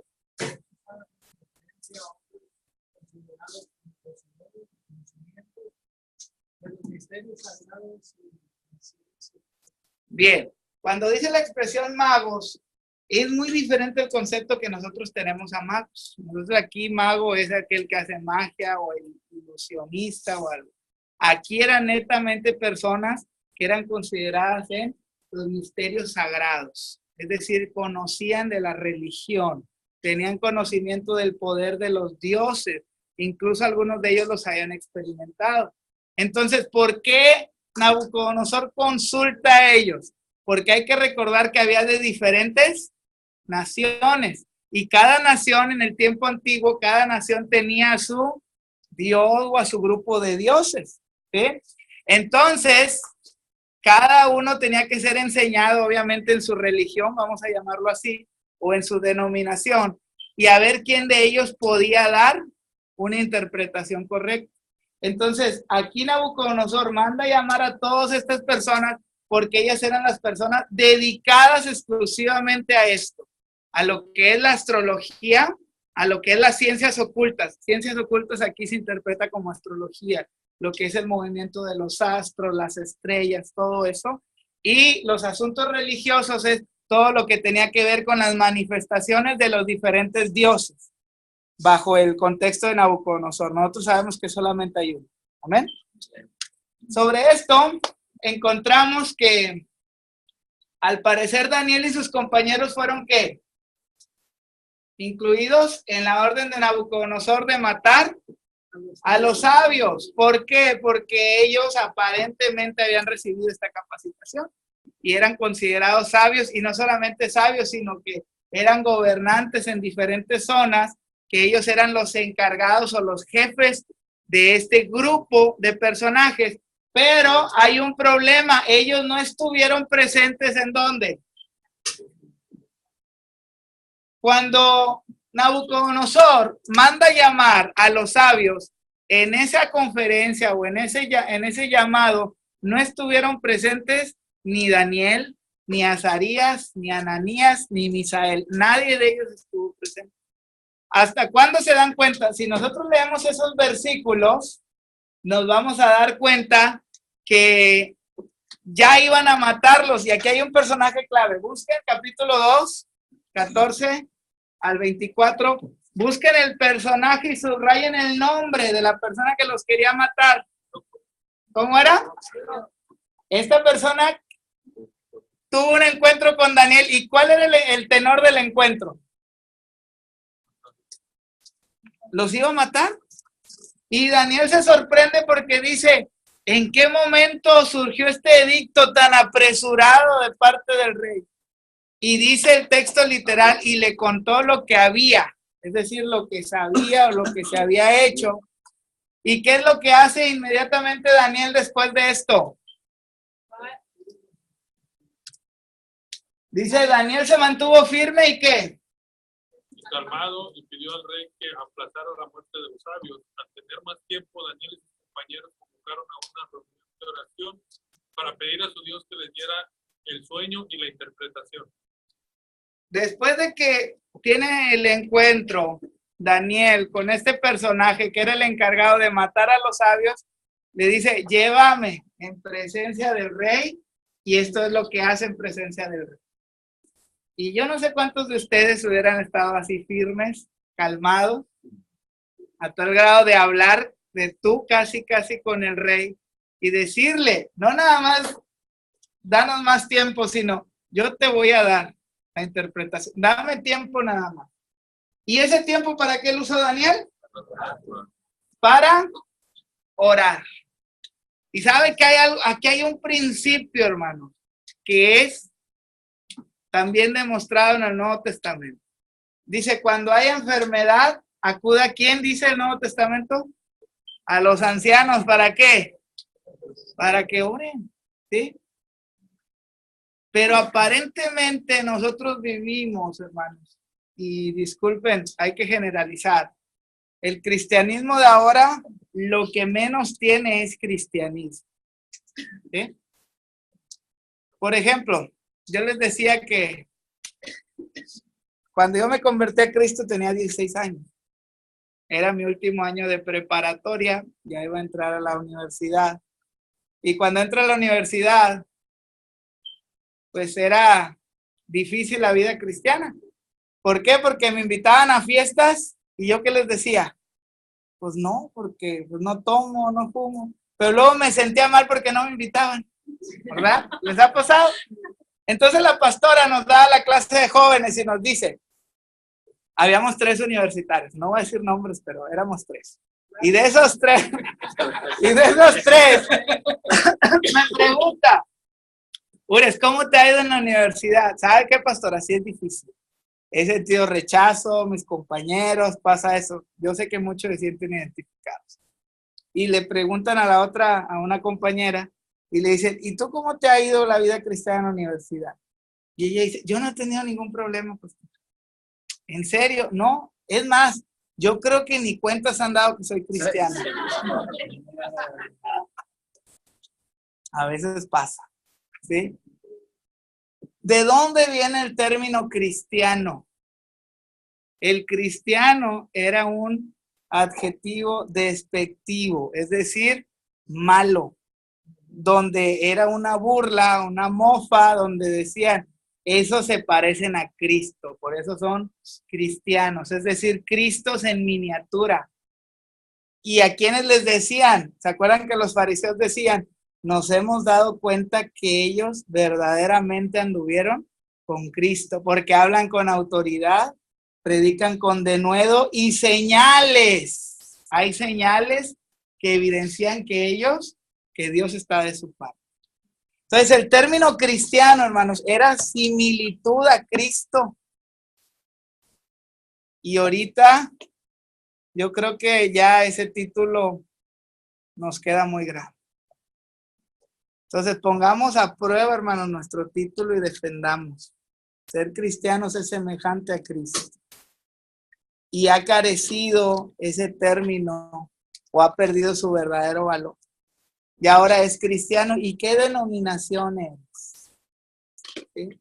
Entonces, algo interesante es que nosotros podamos entender este concepto y lo podamos poner en práctica. Daniel lo que hizo, hermanos, fue convocó a sus amigos a orar a tal grado que no nos vamos de aquí hasta que recibamos de parte de Dios, ¿sí? A veces nuestros problemas, nuestras inquietudes, no acudimos a nadie. Es más, ni oramos. Y reconocemos que la oración tiene poder, ¿sí o no? En la oración hay mucho poder, pero tristemente no la practicamos. Y los que son pastores aquí no me van a dejar mentir, el culto que menos asistencia tiene en las iglesias es el culto de la oración. ¿Sí? Es el que menos asistencia hay. Y vemos, hermanos, que los grandes personajes de la Biblia, si algo tenían, era orar. Entonces suena muy trillado. Oremos, hermanos, oremos. Pues se los digo, hermanos, oremos. ¿Sí? Así de trillado. Esa es la clave.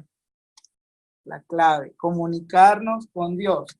Entonces, Dios, ¿qué pasó cuando Daniel y sus amigos oran? Dice, Dios, ¿no qué? Si usted se da cuenta, inmediatamente después de que oraron, Dios le dio la revelación del sueño y con ello la interpretación. ¿Tenemos temores en la vida?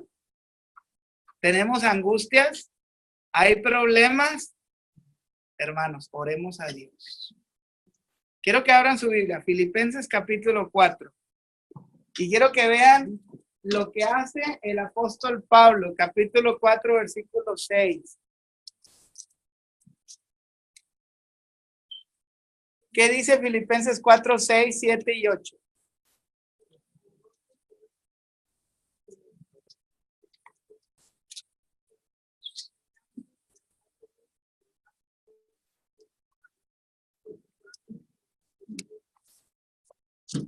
¿Qué es lo que hace Pablo aquí? Pablo cumple la función como de un médico, vamos a usar esa metáfora, y diagnostica el problema de la iglesia de Filipenses. ¿Cuál es el problema? Hay afán, hay ansiedad. ¿Qué es el afán? El afán se traduce la palabra como mente dividida. Eso es, afán en mente dividida. ¿Qué es esto? Que hay pensamientos de sí puedo y pensamientos de no puedo. ¿Sí? ¿Les ha pasado eso? Que ustedes creen que sí pueden y de rato ya andan como que no la voy a hacer. ¿Sí? Bueno, ese es el afán. Pablo diagnostica este problema que Filipenses tenía porque la persecución de Nerón estaba ardiendo, usaban a cristianos como antorchas, los mandaban al Coliseo, entonces tenían miedo los ciudadanos de Filipos porque ellos eran ciudadanos romanos. El nacer en la provincia de Filipos le daba la ciudadanía romana. Entonces aparentemente ser cristiano ya no era negocio. ¿Por qué? Porque estaban perdiendo sus privilegios de ser ciudadanos romanos al convertirse a Cristo. ¿Por qué? Porque ellos iban a comenzar a ser personas perseguidas. Entonces tienen ese temor y Pablo diagnostica el problema. El problema de ustedes es el afán. Pero no solamente diagnostica el problema, sino que da la solución. Dice, por nada estéis afanosos, sino que sean conocidas vuestras peticiones delante de Dios en toda oración y ruego con acción de gracias. Usa 3 términos: oraciones, peticiones y ruegos. 3 diferentes estilos de oración.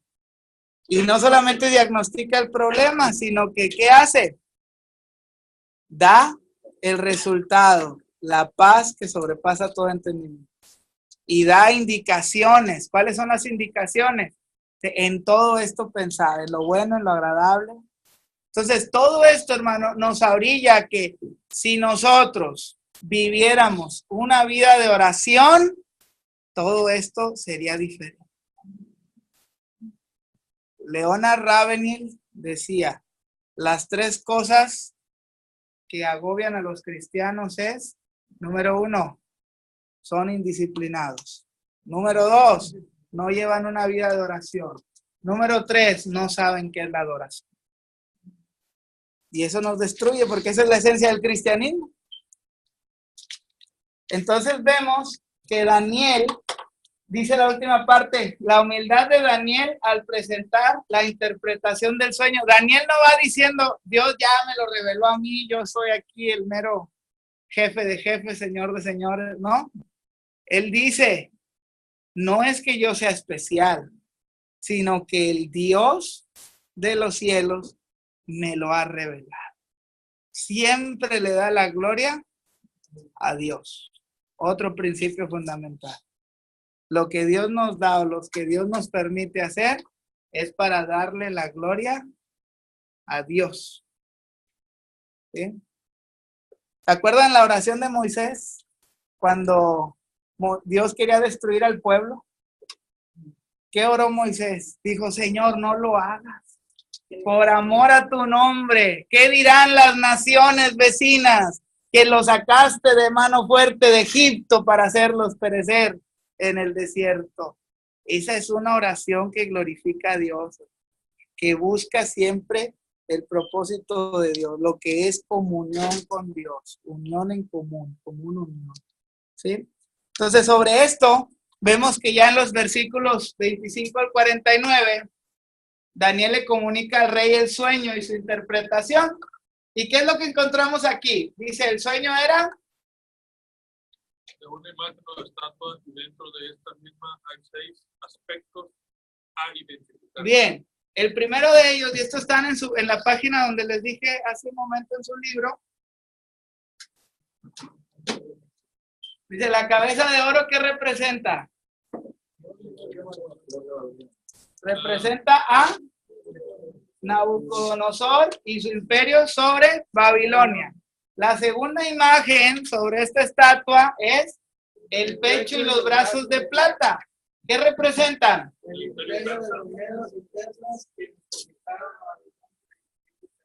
Ok, aquí lo primero que hay que identificar es que el gobierno que estuvo fuerte, que Dios le dio esa oportunidad, porque si seguimos leyendo el libro de Daniel nos vamos a dar cuenta que quien puso a Nabucodonosor como el gran imperio de Babilonia, ¿quién fue? Fue Dios mismo, ¿sí? Entonces era considerado como, cuando habla de la cabeza de oro, dice que su gobierno fue imponente, a tal grado de decir de oro, ¿sí? El más grande que ha existido. Y sobre ese encontramos que la segunda parte de la estatua eran los pechos y los brazos. Y si se fijan, el metal es un metal de menos valor que el de el oro. Entonces a esto se le llama el imperio de los medos y los persas. Y quiero que vayan a la página donde está la imagen, la figura que les decía, donde lo vamos a ver juntos. Sí, al final de su libro. ¿Qué bestia? 173, ¿verdad? ¿Qué bestia es la que viene en paralelo con la cabeza de oro? ¿Qué significa el león y las alas? El león es conocido como el rey de los animales, ¿sí? Y esas alas que tenía de águilas, el águila es conocida como el ave más majestuosa, más imponente. Entonces, al ver esta figura de león con alas de águila, hace una referencia a que era el gobierno más fuerte, más poderoso.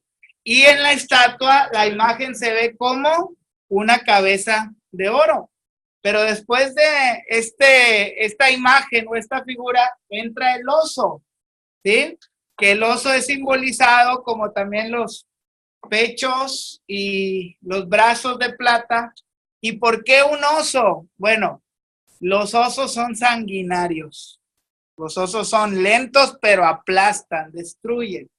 Se dice que los medos y los persas, el tipo de ejército que tenían era así, violento. Cuando habla de las tres costillas es que así era, sanguinario. Entonces hace una referencia directa al estilo de conquista que usaban los medos y los persas. Estos torturaban, ¿sí? Estos eran los que te ponían una hacha o una tipo sierra y los cortaban a la mitad. O sea, este tipo de personas eran sanguinarios, ¿sí? Luego, en la estatua se tiene que apreciar la tercera parte, que es el vientre y los muslos de bronce.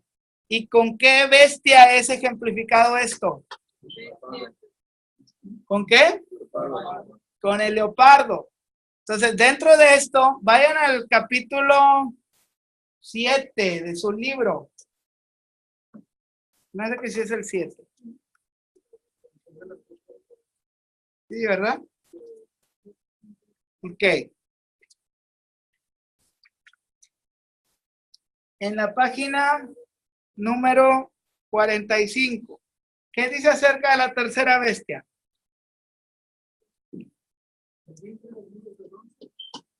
Sí, la página 45, ¿sí? La tercera bestia.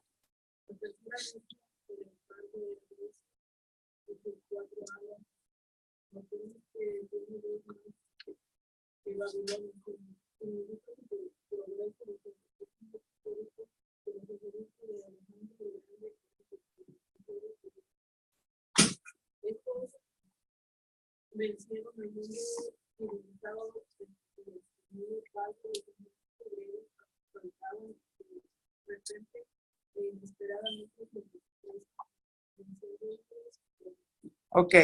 ¿Qué es lo que nos dice aquí de leopardos? Ejemplifica el tipo de ejército que había de Alejandro. Dice que eran ejércitos compactos, ligeros y con mucha estrategia. A diferencia de lo que vemos en la segunda bestia. ¿Alguien lea lo de la página 44?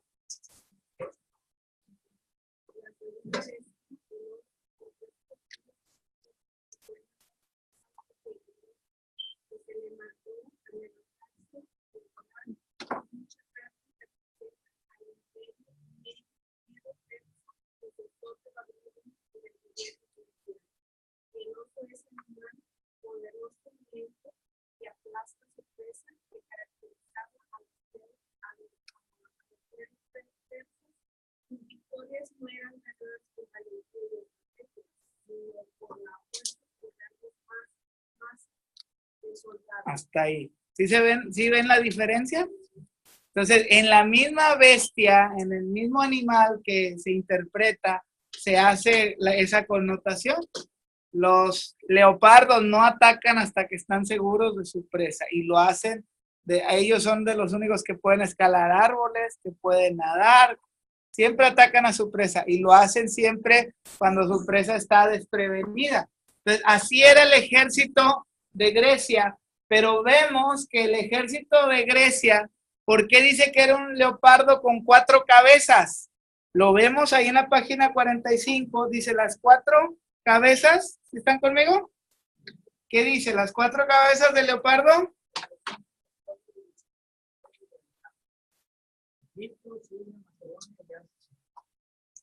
Las cuales llegaron a existir después de la muerte del cambio de fuerzas sociales.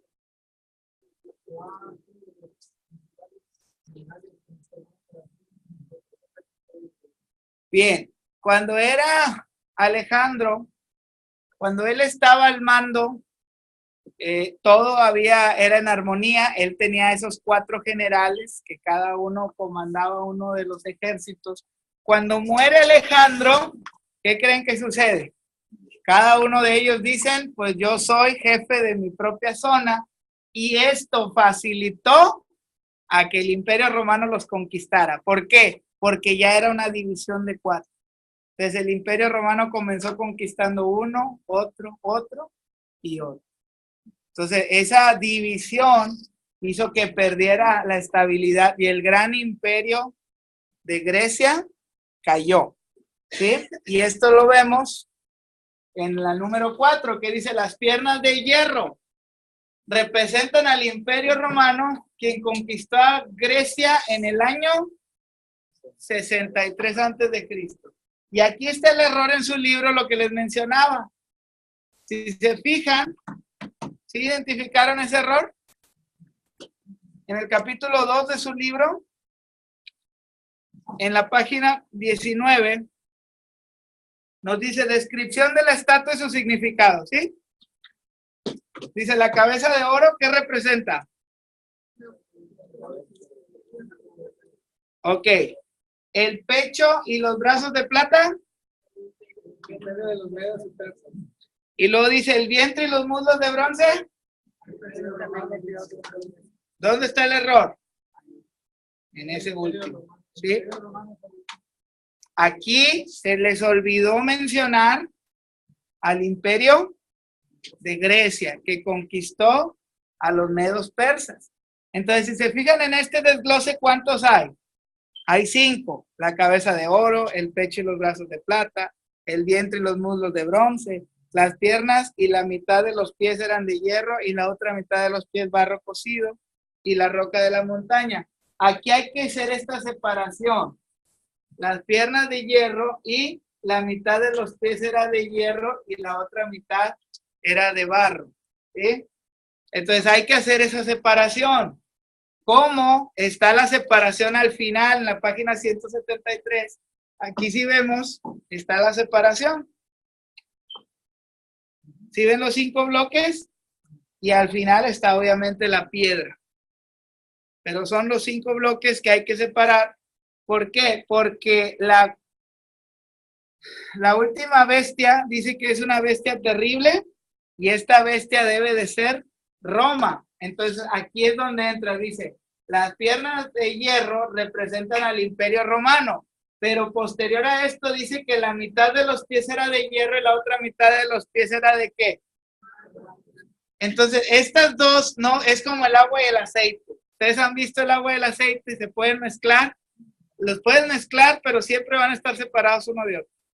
Los que han ido al mar, donde hay la conexión entre el agua dulce y el agua salada con los ríos, se va a dar cuenta que están de diferente color. Y siempre, uno puede estar del otro lado, pero siempre no se pueden mezclar. De igual manera aquí, nosotros podemos ver que el hierro no se puede mezclar con el barro. Entonces, ¿esto a qué representa? Representa la fragmentación ¿de qué? De la Roma dividida entre naciones fuertes y naciones débiles. Entonces, de aquí es de donde surgen los 10 reinos, ¿sí? Que la bestia dice que va a haber 10 reinos o que tiene 10 cuernos y de ese va a salir uno pequeño que es el anticristo, ¿sí? ¿En qué tiempo de los gentiles estamos nosotros?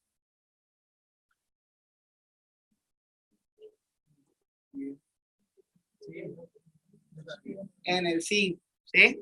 Estamos en el 5, donde todavía se están estableciendo o no se ha establecido de manera formal los 10 reinos. Ustedes saben que hasta el día de hoy Roma, el Vaticano, tiene mucha influencia. Entonces algunos aluden y dicen que eso es parte del Imperio Romano, ¿sí? La influencia que tiene el Vaticano. Entonces a esto debemos de analizar un último factor, que es el número 6, que dice la roca que desciende de la montaña o la piedra. ¿Qué representa esto?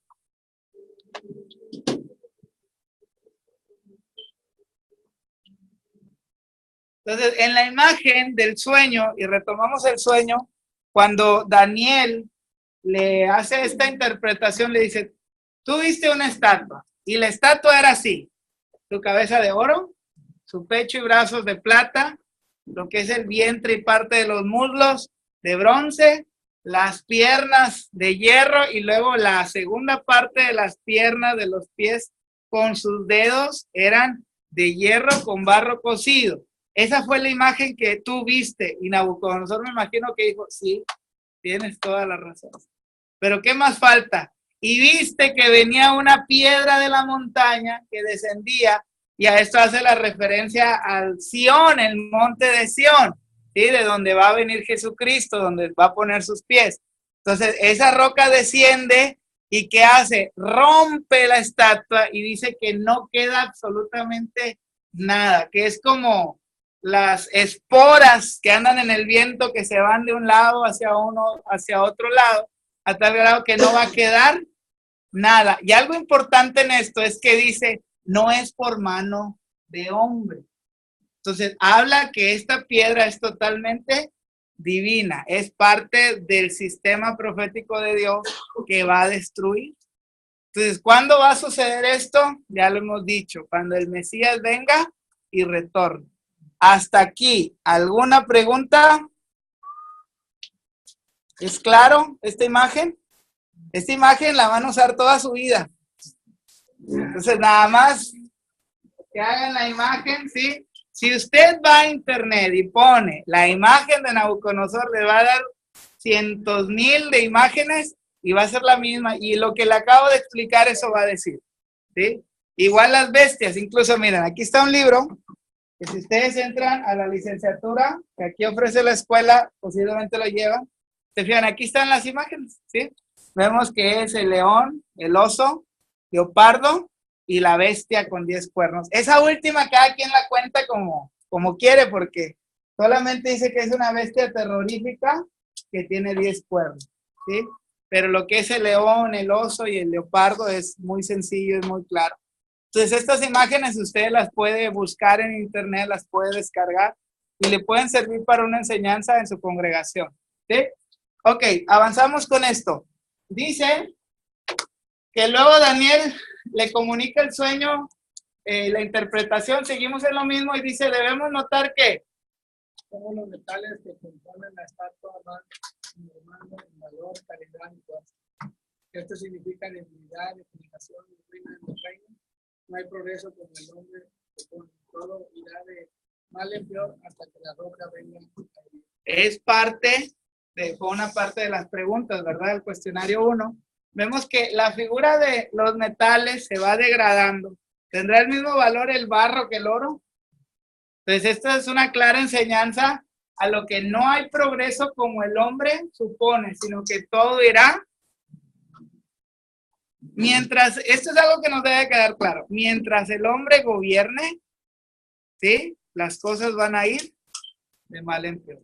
Necesitamos que Dios sea el que gobierne. Entonces, equivocadamente nosotros ponemos la esperanza en el gobernador, en el presidente.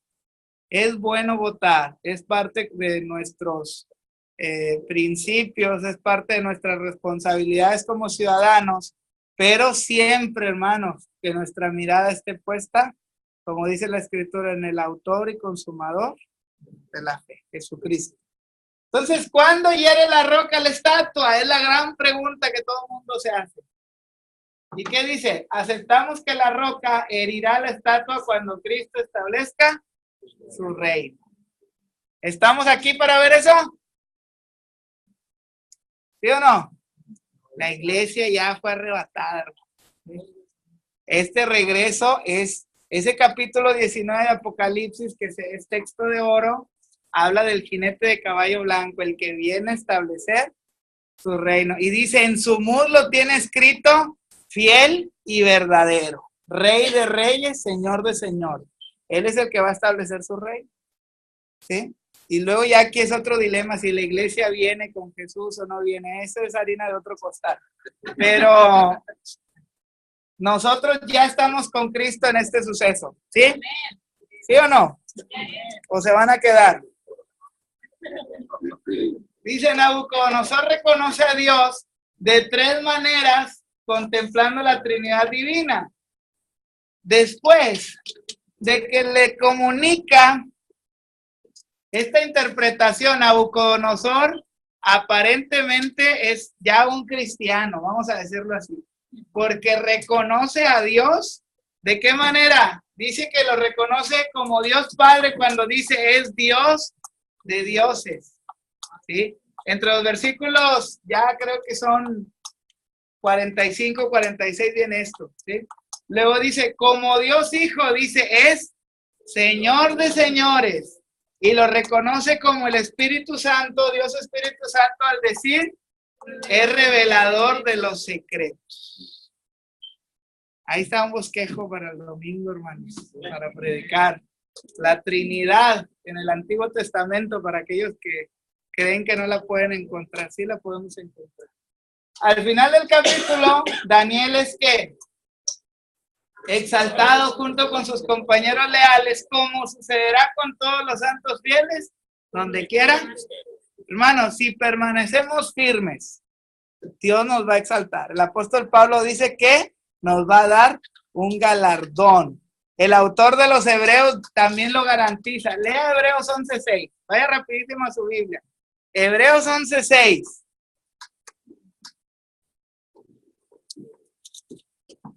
El autor de los Hebreos es el más grande teólogo de todo el Nuevo Testamento, hermano. Y fíjense qué dice Hebreos 11:6.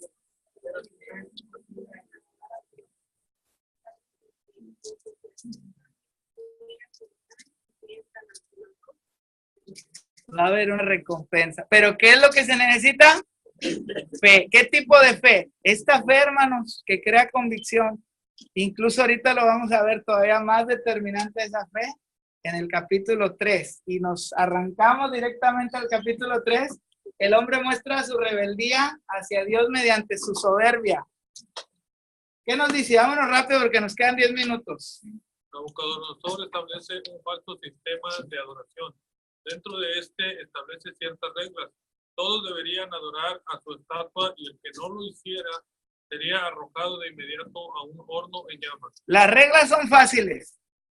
Levantó una estatua, el que no se incline, el que no adore, como dice la maestra, una maestra de Perú decía, chacatao. Chacatao. Chacatao, no sé qué sea, pero dice chacatao. No, dice que es fracaso, ya, es pérdida, ¿sí? Chacatao. Es lo simultáneo al chicharrón de los mexicanos. Chicharrón. Es un modismo, hermanos, ¿eh? No crean que es una palabra literal, es un modismo. Bien. La estatua era ¿qué? De oro, ¿de cuánto? De 27 metros de altura por 2 metros y medio de ancho. Y el horno era industrial y se usaba ¿para qué? Entonces, no era así el horno de microondas que nosotros creemos, no, hermano. Para fundir metales, aquellos que conocen, se dedican, no es cualquier calor. Y todavía subirle 7 veces todavía es terrible, a tal grado que dice que los que echaron a esas personas murieron inmediatamente. ¿Por qué? Por la temperatura que alcanzaba. Pero qué bonito, hermanos, nosotros encontramos que los jóvenes judíos son acusados de ¿qué? Es decir, no obedecer a quien, a sus superiores, no obedecer el mandato. Entonces la orden dada por el rey requería un cumplimiento, hágala así, inmediato. Si no, chacatao. ¿Sí? Cualquiera que desobedeciera el decreto sería ¿qué? Lanzado al horno de fuego. ¿Y qué pasaba? Chacatao.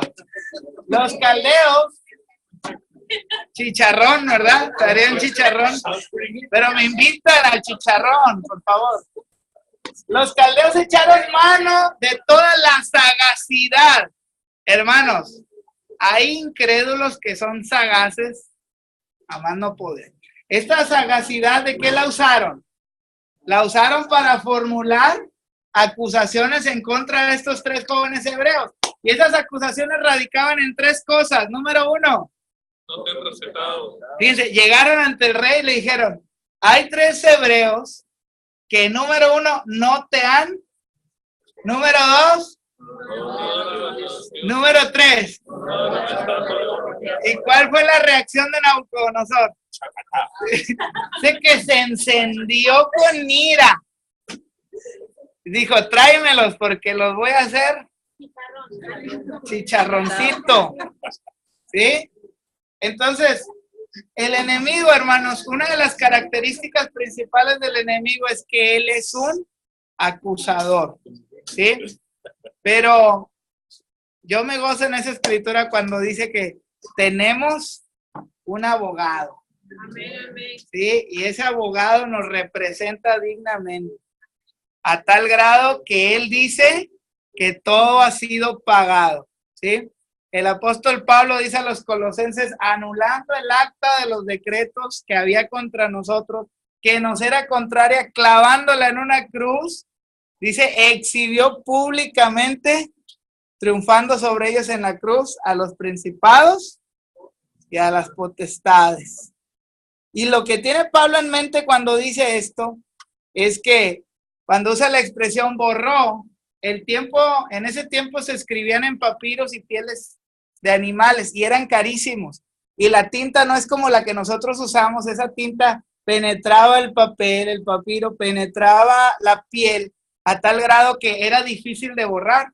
Entonces, para economizar, usaban un cepo y lo borraban a tal grado que no quedara ni una marca. Esa es la figura, eso es lo que tiene Pablo en mente cuando escribe. Él borró a tal grado que ya no hay nada de evidencia que nos acuse. Y dice, y si hubiese algo, todo lo clavó en una cruz, diciendo, fue pagado por precio de sangre. Por eso el apóstol Pedro 1:18 al 21 dice, sabiendo que fuiste rescatados de vuestra vana manera de vivir, la cual recibiste de vuestros padres con cosa corruptible como oro o plata, sino con la sangre preciosa de Cristo, como de un cordero, sin mancha, sin contaminación. Hace referencia al pago que Jesucristo dio por nosotros. Entonces aquí vemos que estas personas tuvieron toda la intención de hacer enojar al rey a través de esas acusaciones. Es evidente que los caldeos sentían que ¿alguien ha sentido envidia de usted? ¿Alguna vez usted ha envidiado a alguien? Dice, también parece existir prejuicios, que había prejuicios hacia los judíos. El tono en que aquellas acusaciones parecen que fueron pronunciadas revela que los caldeos no consideraban a nosotros como judíos dignos de ocupar cargos para los pueblos. Y hay que tener cuidado con las elecciones de las iglesias. Elegimos y no, él no es capaz, hermano. A nosotros no nos corresponde decir quién es capaz, quién no es capaz. ¿Sí? Dejémoselo a Dios. No caigamos en este problema de los caldeos. Dice, los 3 judíos rehusaron a defenderse de la acusación. Cuando se presentan ante el rey y les dicen toda la acusación, ¿qué hicieron ellos? ¿Se defendieron? No. Dice, en realidad admitieron su culpabilidad. ¿Y qué sucede en cuanto a esto? Dice, pero muestran una confesión poderosa. A ver, ¿quién ya se aprendió el versículo? Dígalo, ya varias personas me lo dijeron, díganlo. ¿Quién?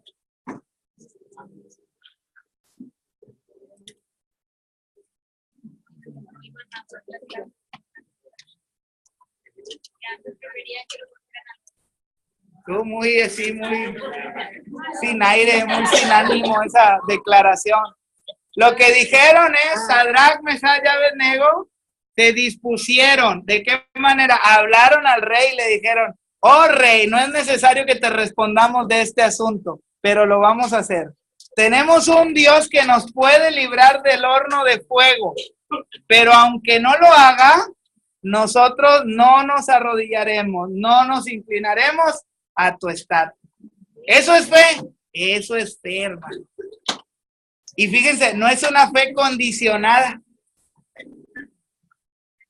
Él dice, nosotros conocemos el poder de Dios que nos puede librar, pero aunque no nos libre, no nos inclinaremos.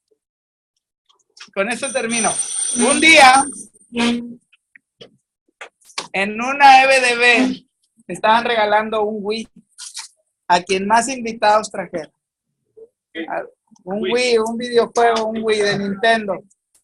Y una persona dijo, trajo muchos invitados, pero eran cristianos y ya se había dado una nota que no podían pertenecer a otra iglesia. Y esa mamá me reclamó y me dijo, hermano, pero ¿cómo? Usted va a traicionar la fe de mi hijo. Él tenía esa fe que se iba a ganar ese Wii. Y yo le dije, hermana, con mucho respeto, eso no es fe. Eso no es fe. Fe no es simplemente el creer que lo va a recibir. Fe es que aún aunque no lo reciba, él pueda seguir creyendo. Y desde ahí acrecentamos nuestra amistad con esa familia. Y ese niño ahora es un niño que le sirve a Dios con todo su corazón. Y porque su mamá entendió el concepto de enseñar la fe. Dios les bendiga. La próxima semana.